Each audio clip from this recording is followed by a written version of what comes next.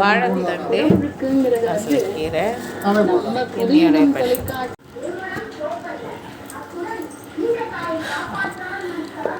வணக்கங்க. நான் சாந்தி பேசுகிறேன். இது காசலிக்கீரை கடையிறது பற்றி சொல்கிறேன். இப்போ தெரிஞ்சுக்கோங்க.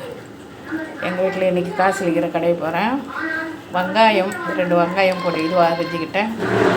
தக்காளி ஒரு 2 தக்காளி அரிஞ்சு போட்டுட்டேன். 4 பச்சை மிளகாய் போட்டிருக்கிறேன். மற்றபடி கொஞ்சம் மஞ்சத்தூள் போட்டு இதை கொஞ்சம் தண்ணி ஊற்றி கொஞ்சமாக தண்ணி ஊற்றி வேக வச்சுக்கலாம். ஒரு 2 விசில் இருந்தால் போதும். அடுத்தது நம்ம இதுக்கு தூள் பண்ணி போடலாம். பொடிங்க பண்ணலாம். வெந்தயம், பெருங்காயம், சோம்புலாம் வச்சு கொஞ்சம் தூள் பண்ணி போட்டு கடைஞ்சிட்டு அதெல்லாம் போட்டு கடுகு பெருங்காயம் போட்டு தாளிச்சிடணும். இது நல்லாயிருக்கும். புளிப்பாக தான் இருக்கும். இதுக்கு புளி போட தேவையில்லை.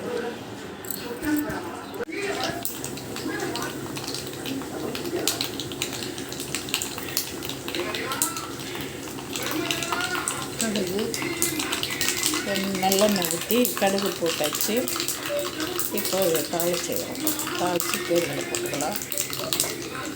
பெருங்காயமும் கடுகு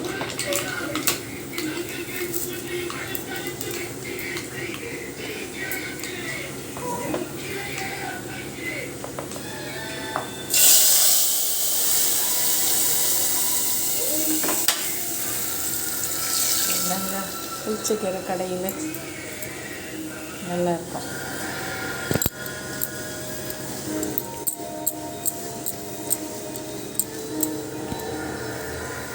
சாதத்துக்கு போட்டு சாப்பிட்டு பாரு, சூப்பராக இருக்கும். வாங்க சாப்பிடலாம்.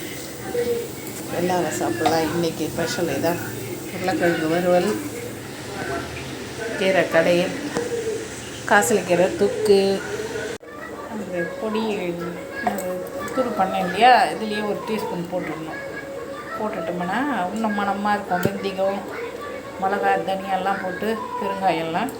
இப்போ இதை கடைஞ்சல் உப்பு போட்டு இப்போது கடுகு போட்டு தாளிச்சிக்கலாம். வடகம் கூட போடலாம். வடகம் போட்டு கூட தாளிக்கலாம். கடுகு பெருங்காயம் போடலாம். புளிப்பாக நல்லாயிருக்கும். புளிச்சக்கீரை